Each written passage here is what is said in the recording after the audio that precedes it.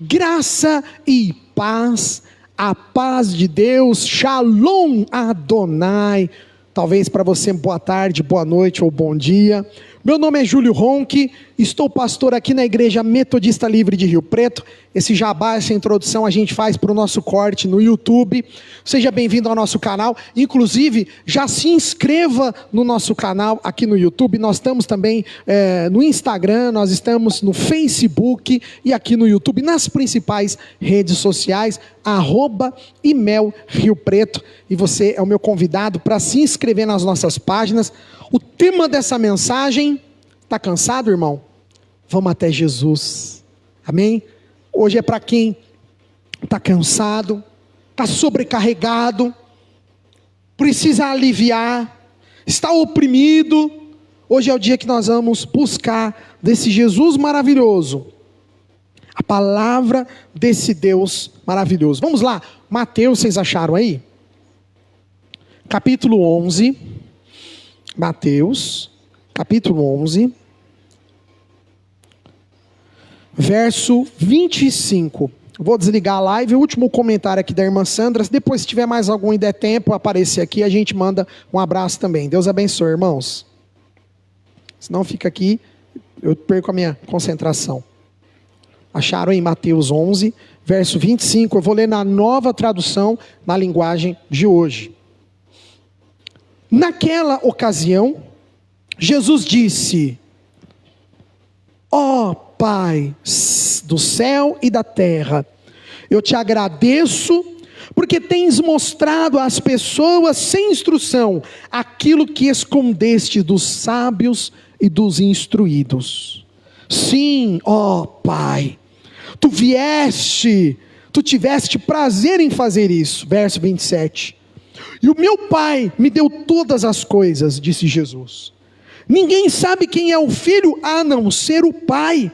E ninguém sabe quem é o Pai a não ser o Filho, e também aqueles a quem o Filho quiser mostrar quem o Pai é. Verso 28. Venham a mim, todos vocês que estão cansados de carregar as suas pesadas cargas, e eu lhes darei descanso. Verso 29. Sejam meus seguidores e aprendam comigo, porque sou bondoso e tenho um coração humilde, e vocês encontrarão descanso. Verso 29. Sejam meus seguidores e aprendam comigo, porque sou bondoso e tenho um coração humilde, e vocês encontrarão descanso. Verso 30. Os deveres que eu exijo de vocês são fáceis, e a carga que eu ponho sobre vocês é leve. Vamos parar por aí. Quem tiver a corrigida fiel, só lá no verso 28, 29 e 30, né, que é tão conhecido, né? Vinde a mim todos os que estáis cansados e oprimidos, e eu vos aliviarei. Verso 29. Tomai sobre vós o meu jugo e aprendei de mim, que sou manso e humilde de coração, e encontrareis descanso para as vossas almas. 30. Porque o meu jugo é suave e o meu fardo é leve. Vamos parar por aí. Hoje o tema é para aquela pessoa que está cansada, desgastada, não só espiritualmente, mas fisicamente, emocionalmente. É para quem está passando nesse momento por provas, tribulações. Essa mensagem surgiu durante essa semana. Inclusive Suzy não está aqui, né? Porque o Lucas está se recompondo. Mas Lucas, terça-feira ele passou mal na escola, e a gente estava lá na escolinha já, primeiro dia de aula dele, tadinho. Já no primeiro dia, e aí saímos dali da escolinha, fomos buscar o Isaac, e eu cheguei em casa, não estava bem, falei: Suzy, não está legal isso, vamos na emergência. E fomos na Unimed. Era terça-feira, aquela chuva que estava caindo terça-feira. Nós com essas crianças, pegamos o Isaac teve que ir junto, né, filho? E fomos para lá, ficamos até 9 e pouco da noite. E aí descobrimos, tirou um raio-x do pulmãozinho do Lucas, e ele estava com início de pneumonia já. O terceiro antibiótico. E aí no final, na consulta, o Lucas precisou ir ao banheiro, a Suzy saiu, eu fiquei sozinho lá com o médico, e o médico bateu a mão assim no meu ombro e falou assim, olha, você vai amanhã, procura a pediatra dele, ela tem que acompanhar ele, hein? Eu falei, ai meu Deus, é séria a coisa, né?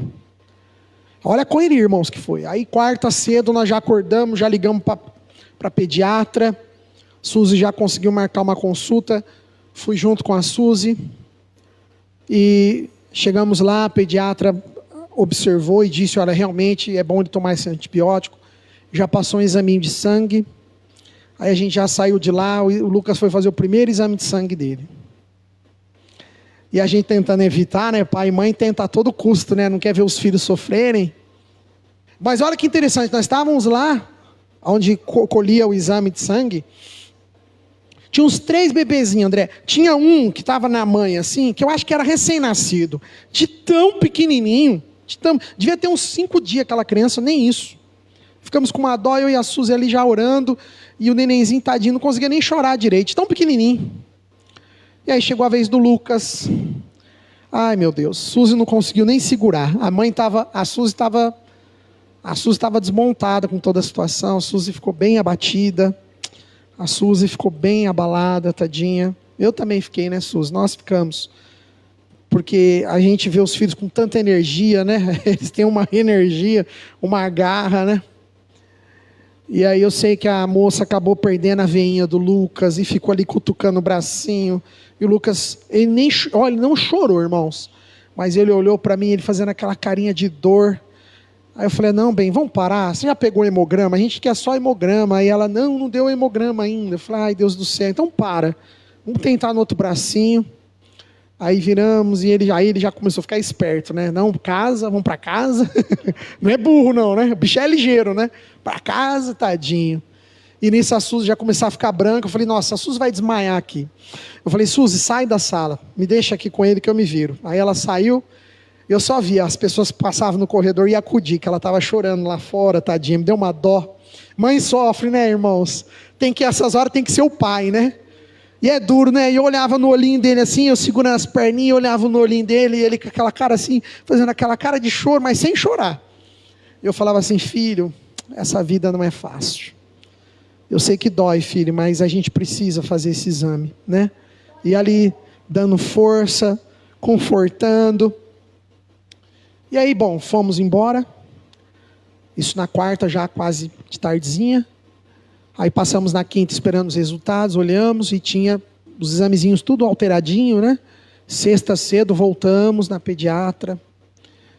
E passamos na pneumologista. Gente, foi uma semana, olha, eu e Suzy estamos esgotados, estou aqui pela fé. E aí, em tudo isso, eu cheguei no sábado, eu já não estava aguentando mais. Depois ela teve que fazer um outro exame no hospital, e eu não pude ir, aí foi ela e a mãe dela, que bom que minha sogra pôde estar junto, glória a Deus. E lá foi muito difícil, na hora que fizeram um examezinho, tadinho, na hora que tirou o cotonetinho, tinha até sangue no cotonetinho dele. E aí, irmãos, sábado eu orando, falando, nossa Deus, né? Deus não podia ter evitado tudo isso? Que ficou eu e a Suzy conversando isso aí. Falei assim, poxa amor, mas Deus não podia ter evitado, né? Uma pneumonia tão pequenininha, e a gente faz de tudo para cuidar, sabe? Olha, a gente seca o cabelo com secador de cabelo, na hora que termina, eu acho que é muito cuidado até, né? Fica toda hora assim, põe um chinelo, não fica descalço, não toma friagem, eu acho que é até zelo demais, por isso que eu falo, às vezes zelo demais... Aí fica frágil demais, né? E aí eu conversando com a Suzy, eu falei, bem, que Deus não podia ter evitado. Aí eu comecei a lembrar daqueles nenenzinhos lá fazendo o exame. Então, tinha uma, André, fora de série.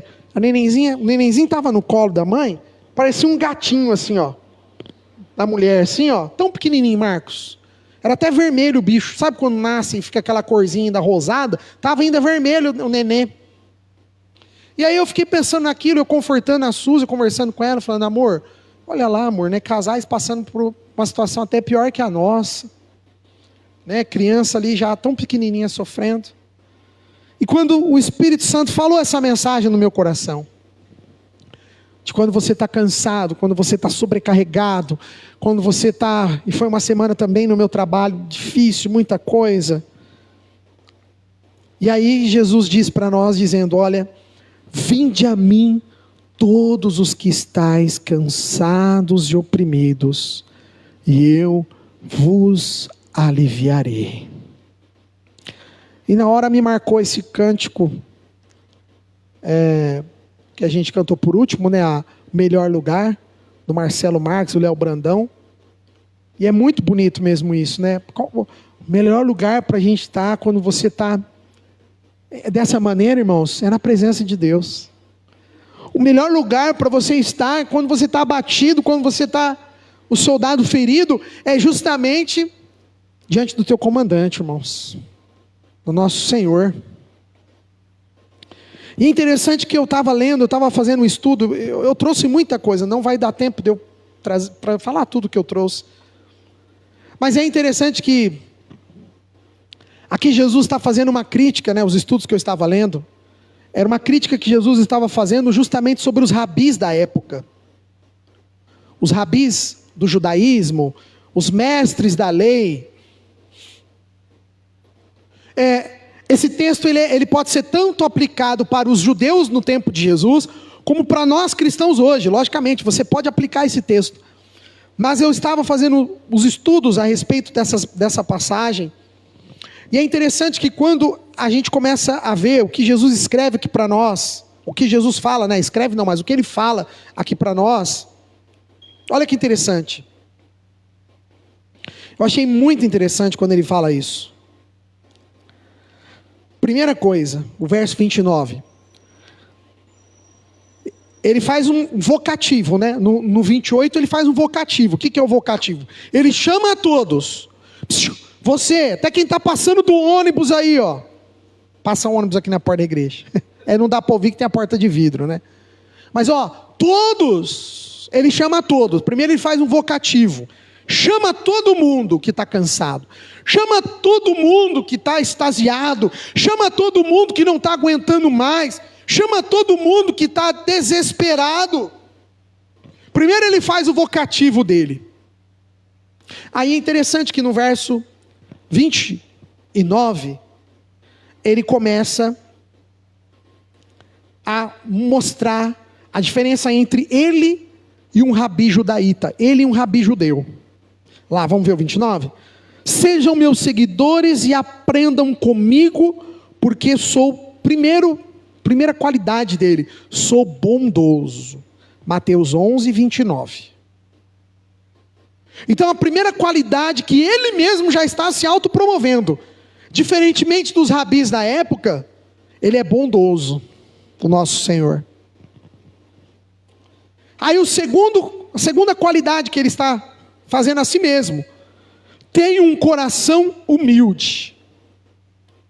É a segunda qualidade dele. Tenho um coração humilde. E aí a terceira qualidade que ele diz: e vocês encontrarão descanso.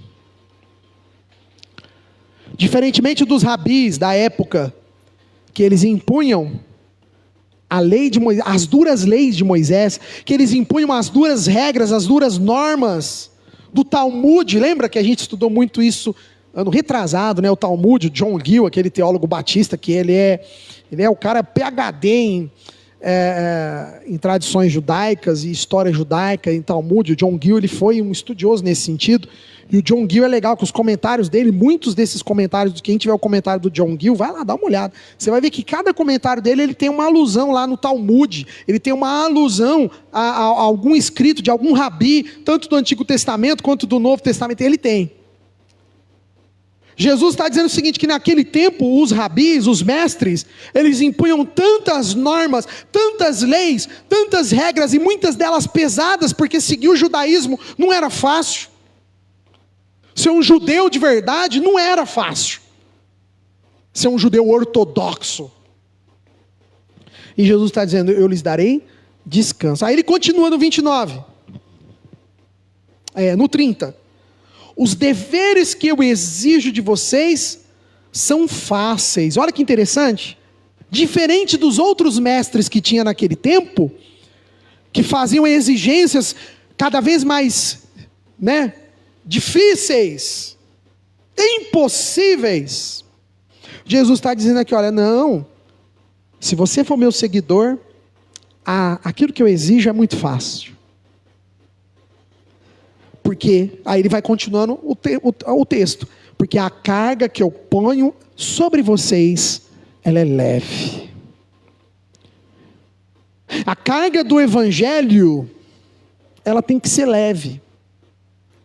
Tem que ser levada com leveza, tem que ser vivida com leveza. O evangelho. Diferentemente das normas, das leis dos homens, das leis de Moisés, da tradição. Aquilo tudo era um peso, era um fardo para o judeu, para a pessoa simples, para a pessoa humilde. E é interessante que, olha que legal, ele já começa no 25, falando justamente uma crítica, dizendo o seguinte, que olha, que maravilha que Deus tem mostrado às pessoas humildes, sem instrução. Se você ler na Almeida Corrigida Fiel, ele diz o quê? Graças te dou, Pai, porque ocultastes estas coisas aos sábios e aos entendidos, e as revelaste aos pequeninos. Esses pequeninos, ele não está falando de criança, não.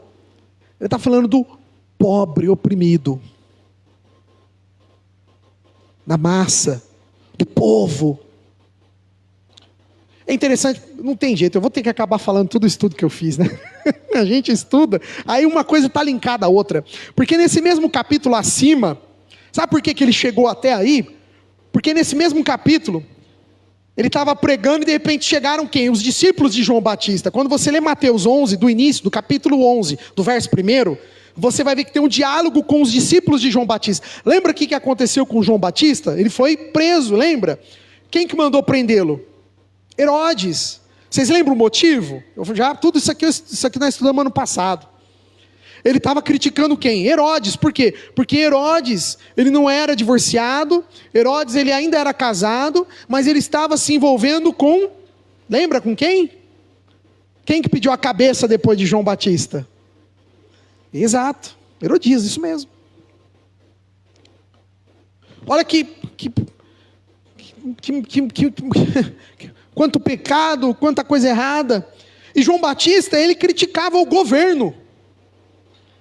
Ele criticava o rei, ele criticava Herodes, ele criticava o governo. E ele foi silenciado. Ele foi silenciado. Ele foi enclausurado no cárcere. E aí, qual que é o que os teólogos explicam?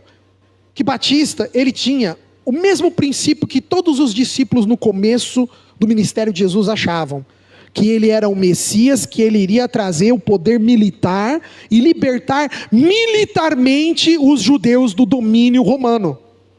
Olha, voltando tudo aqui, mesmo assunto, parece que os cultos tudo igual, né? Mas não é, não tem jeito, irmãos, as coisas são sempre essas. O Batista, o João, ele também tinha dificuldade para entender esse negócio aí espiritual, que a libertação que Jesus propunha era espiritual, e não era uma libertação bélica, uma libertação que eles iam pegar em armas, que eles iam matar os romanos, não. Aí João Batista está encarcerado, enclausurado, desmotivado, com toda certeza deprimido, com depressão, na cadeia, e está esperando lá a revolução. Mas cadê esse Jesus? Cadê as armas? Cadê o Messias? Por quê? Porque isso era da cultura dos judeus, irmãos. O judaísmo entendia na figura messiânica um poderoso igual o rei Davi, que chegaria lá montado num cavalo de guerra, arrebentando tudo e todos e dando liberdade para o povo, entendeu? Eles entendiam que o Messias ia dessa maneira, e não montado numa jumentinha.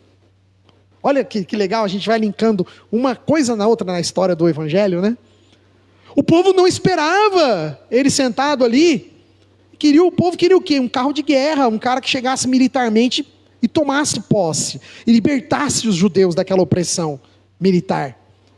E aí provavelmente João Batista lá na cadeia, deprimido,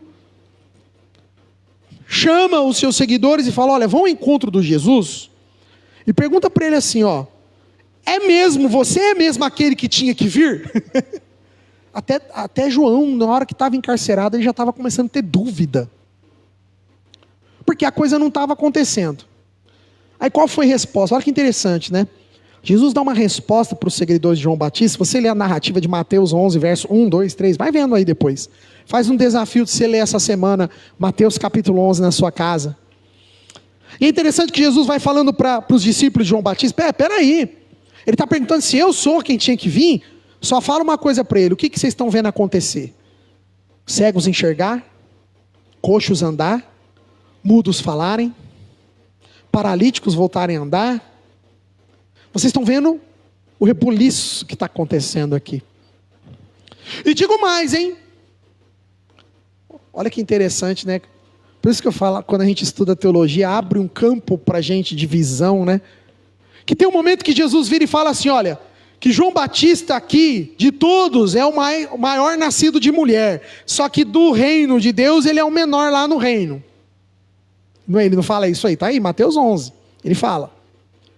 De nascido das mulheres, João Batista é o maior. Só que lá no reino dos céus, ele é o menorzinho.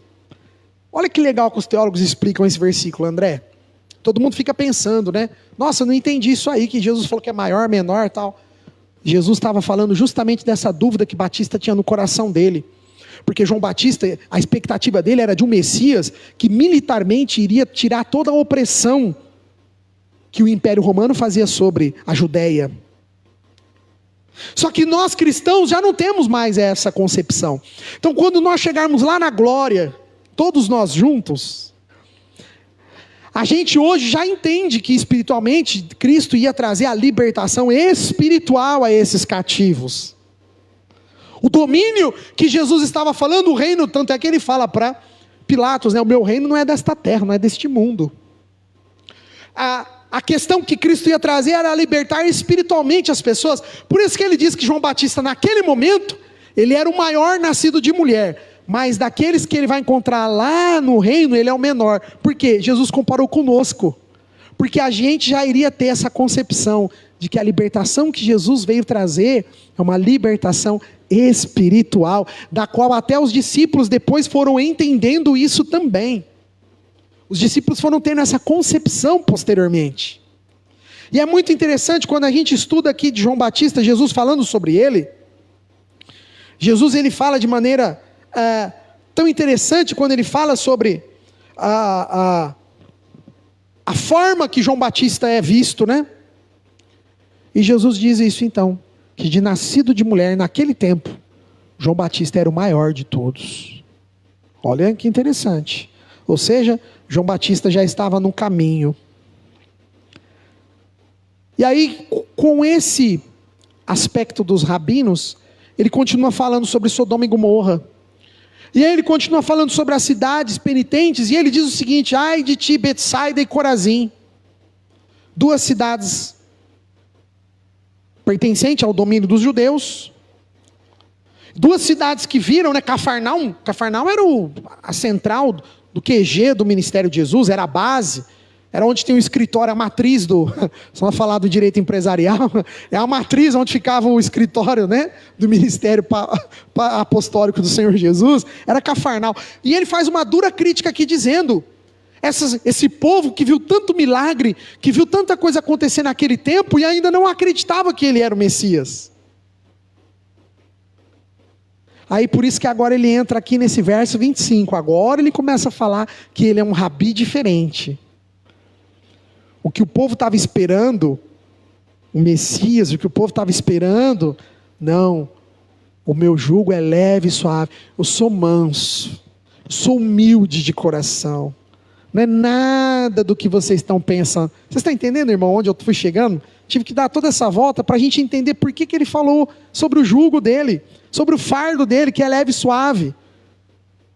Porque na concepção daquele povo, naquela época, naquele tempo, eles viam na figura do Messias, desse Jesus, um libertador de forma militar, que ele ia comandar um exército, e que ia libertar os judeus do domínio e da opressão estrangeira, que eram os romanos naquele tempo.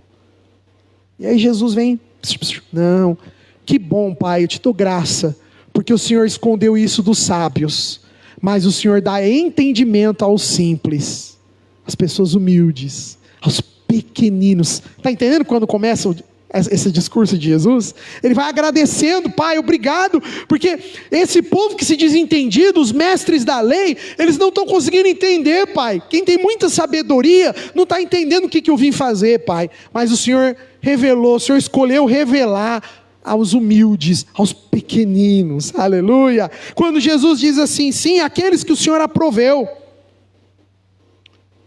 todas as coisas me foram entregues pelo meu Pai. Olha lá, ele está afirmando o poder dele. As pessoas duvidavam que ele tinha esse poder, né? Não, todas as coisas foram entregues.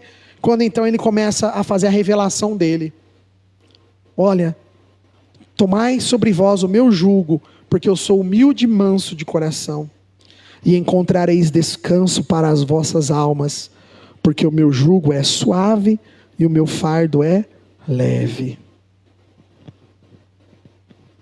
Precisamos, irmãos, submetermos a autoridade, ao jugo completamente de Jesus. Se você quer descansar de verdade, se você quer descansar de verdade, quer ser renovado, renovada de verdade, você precisa submeter-se completamente à autoridade de Jesus. E é interessante, né, que no verso 29, Jesus ele fala de uma maneira tão mansa, né, tão humilde. Ele fala: olha, vocês vão encontrar repouso para a alma de vocês em mim. Olha que coisa linda. Quantas vezes parece que a alma da gente não encontra repouso, a gente não consegue descansar. Você pode tomar o remédio que você quiser, você pode fazer a atividade que você fizer, mas ainda assim a tua mente precisa encontrar repouso nele. Fala para quem está do lado: só em Jesus. Aleluia. Só em Jesus, irmãos. E o segredo está justamente sermos cheios do Espírito Santo, fazendo sim a vontade dele, levando o fardo que ele quer para nós. E Jesus dá 3 verbos, ele lança nessa pequena perícope que a gente estudou. O primeiro verbo, estou encerrando. O primeiro verbo, vinde. Verbo vir. Vinde, achegai. O segundo verbo que Jesus usa nessa dinâmica, na sua parábola aqui, nesse texto maravilhoso. O segundo verbo, tomai. Tomai. E o terceiro verbo que ele usa para nós, aprendei. Olha que interessante. Vinde a mim, tomai. Ele não fala aqui, ele vai aqui, ó, tomai sobre vós o meu jugo. E depois ele usa, e aprendei de mim, que sou manso. Está muito difícil aí? Está difícil. Talvez você está passando essa semana por algo muito maior até do que eu e a Suzy passamos. Ele está dizendo: vinde a mim. Tomai o jugo dele e aprendei nele. Eu deixo essa mensagem, eu não, o Senhor, no seu coração. Eu tinha preparado muito mais coisa, mas aí o tempo vai passar muito. Vinde, tomai e aprendei. Vinde é você se achegar até Ele, é você ir em direção a Ele. E é o primeiro passo que nós já estamos fazendo aqui hoje. E você que está aí de casa fazendo agora. Tomai o meu jugo é você aceitar esse evangelho e você dizer: olha, Senhor, eu me arrependo dos meus pecados. Foi o que eu comecei a falar aqui do rapaz, né, do ladrão, sei lá, a pessoa que entrou aqui nesse corredor e subtraiu aqui. É preciso arrependimento para ele e é preciso arrependimento para nós. Tomai meu jugo significa arrependei-vos. E por fim, quando ele fala aprendei de mim, que sou manso e humilde de coração. Esse é o nosso mestre Jesus, totalmente diferente da época dos judeus, totalmente diferente do que nós vemos. E eu quero nesse momento orar com vocês. Obrigado você que assistiu até agora essa mensagem no YouTube, eu já deixo aqui um convite para você vir nos fazer uma visita na rua Fritz Jacó, número 1008, no bairro Boa Vista. Nós estamos esquina com a rua Pedro Amaral, facinha a nossa localização, e estamos praticamente 2 quadras da Santa Casa, tem um ponto de ônibus na porta da igreja. Você é o meu convidado e a minha convidada especial todos os domingos, 19 horas, horário de Brasília.